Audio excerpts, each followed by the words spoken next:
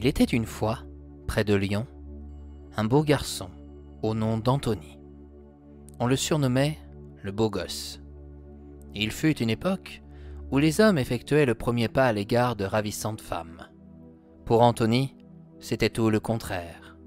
De jeunes filles, de jeunes femmes, et parfois des dames, qui semblaient avoir l'âge de sa mère, tentaient leur chance en lui demandant sa main. « Je n'ai même pas encore 20 ans. Croyez-vous que me marier demeure ma priorité ? Oh, rien ne presse à mes yeux, répliquait-il. Mais un jour, à Limonest, là où il résidait, arriva une jeune inconnue. Elle s'appelait Gwenaëlle. Riche, jolie et de bonne famille, elle avait entendu parler d'Anthony. Désirant voir de ses propres yeux s'il était aussi beau qu'un Apollon, elle alla à sa rencontre. Aussitôt qu'ils se virent, un coup de foudre s'amorça. Quelques semaines plus tard, ils se marièrent. Chaque nuit, la jeune épouse se réveillait en étant toute seule dans son lit. S'inquiétant de ne pas voir son mari près d'elle, elle s'interrogeait sur ses escapades nocturnes. Anthony lui rétorqua.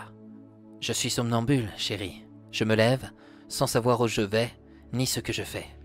N'as-tu jamais essayé d'aller consulter un spécialiste pour ces troubles à répétition ? À quoi bon ? Je ne fais de mal à personne.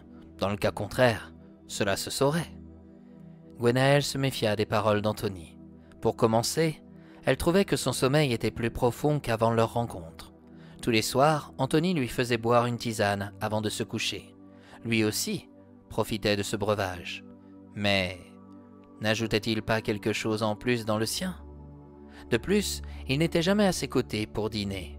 En dehors de son verre d'eau et de son brossage des dents, c'est tout ce qu'elle le voyait effectuer. Un soir, elle prépara du filet mignon avec une sauce miel moutarde. La viande était extrêmement tendre. Elle proposa une tranche à Anthony qui lui répondit « Non merci, je préfère me contenter d'un verre d'eau. »« Comment peux-tu bien te porter si tu ne manges rien ? Je n'ai jamais eu très faim le soir. J'ai toujours été ainsi. »« Il va falloir que je le surveille. Cela fait près d'un mois que nous vivons ensemble et je ne le vois boire que de l'eau. Il me cache quelque chose. Il doit certainement grignoter dans mon dos. » Le lendemain, Anthony lui tendit sa tisane comme tous les soirs.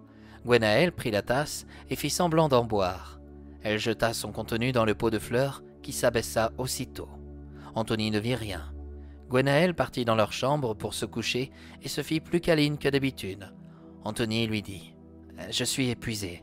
Pas ce soir, dormons. »« D'accord, comme tu voudras. » Elle fit semblant d'avoir trouvé le sommeil et se mit même à ronfler un peu trop fort. Au bout d'une heure, Anthony essaya de lui parler. « Tu dors ?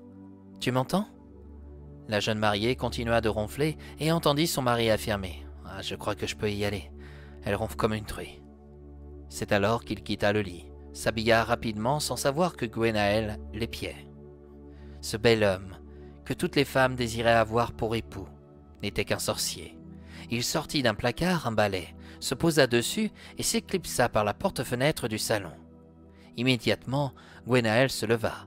Elle avait posé un émetteur dans la veste d'Anthony. Elle put découvrir où il allait. Le lieu était glauque. Il s'était arrêté dans le cimetière de Limonest. Et pourquoi se rend-il dans un endroit pareil ? Il faut à tout prix que j'aille voir ce qu'il se passe là-bas.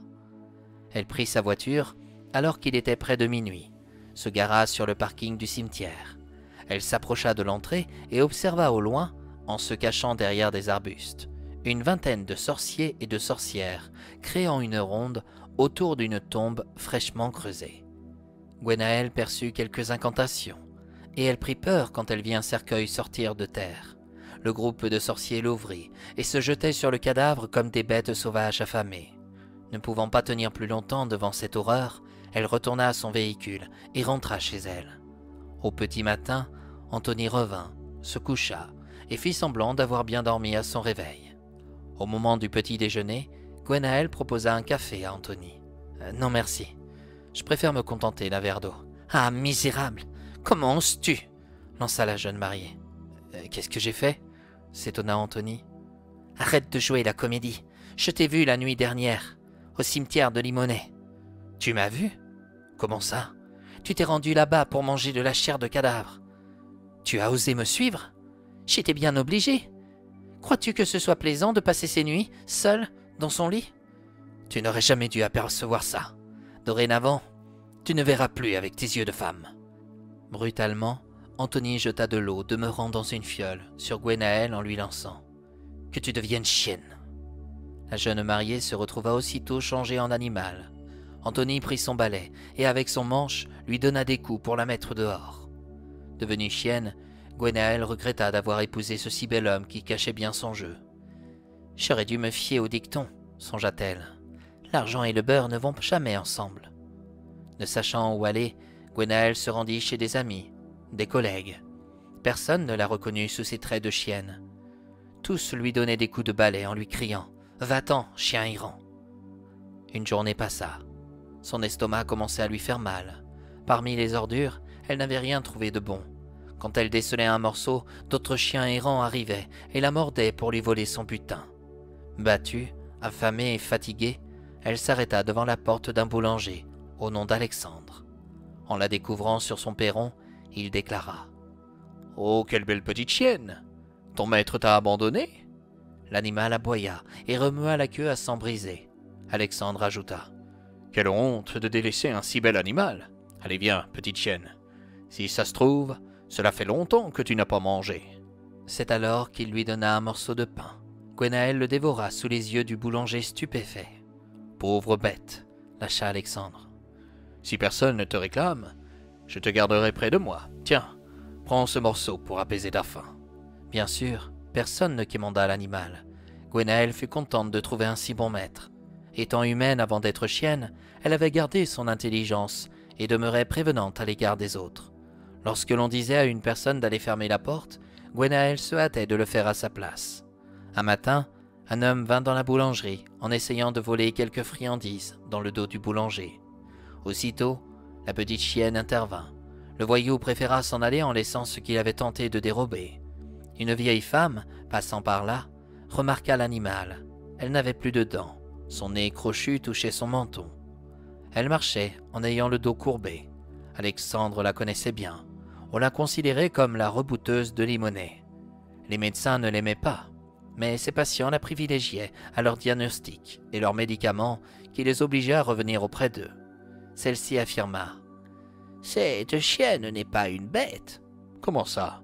demanda Alexandre. « Pour qu'elle soit si intelligente, c'est qu'elle est une créature humaine ensorcelée. » « Vous plaisantez ?» La vieille femme sortit une fiole de son long manteau, qui la protégeait du froid. Elle lança de l'eau sur la petite chienne en déclarant « Si tu n'es pas une bête, redeviens comme tu l'étais autrefois. » Un éclair se propagea dans la boulangerie, devant plusieurs clients ahuris. L'animal se métamorphosa en une belle femme dénudée qui se mit aux genoux de la sorcière pour la remercier de l'avoir délivrée. « Qui t'a ensorcelé ?» demanda la vieille femme. « Mon mari. C'est un sorcier. »« Les sorciers existent ?» s'étonna Alexandre. « Depuis la nuit des temps, mon grand.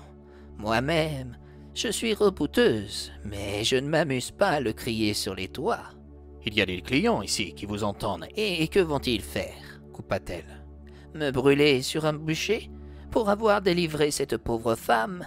Ceux qui pratiquent la sorcellerie ne sont pas tous forcément méchants. » Alexandre remarqua que certains hommes n'arrêtaient pas de reluquer la belle femme qui avait oublié sa nudité, vu qu'elle était chienne depuis un certain temps. Il se précipita dans son bureau pour aller lui chercher une veste, afin de la recouvrir. Avant de quitter la boulangerie, la sorcière regarda Gwenaëlle et lui donna une fiole. « Si vous retrouvez votre mari, il peut recommencer à tout moment son sort contre vous. Je vous conseille d'aller à sa rencontre en vous cachant. Lorsque le moment opportun viendra, lancez-lui l'eau de cette fiole et faites ce qu'il vous a fait. Ainsi, il ne vous embêtera plus. » Gwenaëlle resta auprès d'Alexandre toute la journée. Le soir venu, vers minuit, elle se décida à rentrer chez elle. Sur le perron, elle attendit que son mari revienne tranquillement de son escapade nocturne au cimetière, où il avait mangé de la chair de cadavre humain. Elle lui jeta de l'eau en disant « Deviens souris !» Aussitôt, Anthony prit l'apparence de cet animal, effrayé par tous les chats qui rôdaient autour de leur maison. Gwenaëlle était persuadée qu'il ne l'embêterait plus jamais et qu'elle pourrait enfin retrouver la paix. Quelques jours plus tard, elle aperçut un chat qui tenait dans sa gueule le cadavre de son mari. Gwenaël n'était pas triste, mais rassurée d'avoir mis fin à son existence. Et c'est ainsi, mes chers amis, que nous arrivons à la fin de ce conte fantastique. Étant seule, Gwenaël n'attendit pas longtemps pour retrouver Alexandre, le boulanger. Il l'avait admise sous son toit en tant que chienne, et désormais, il accepta également de l'épouser. Quant au sorcier Anthony, même s'il avait été mangé par un chat, son âme subsistait tout de même dans les alentours de sa demeure. Il attendait avec impatience de se venger, car d'ici la mort de Gwenaël, qui n'est pas prête d'arriver, il peut se passer énormément beaucoup de choses. Et les sorciers qui venaient chaque nuit au cimetière se sont enfuis pour ne pas être connus à leur tour. Pour terminer, vous remarquerez une nouvelle fois qu'il n'est pas bon de chercher à obtenir l'argent et le beurre à la fois. Comme l'a affirmé Gwenaël, ils ne font jamais bon ménage ensemble.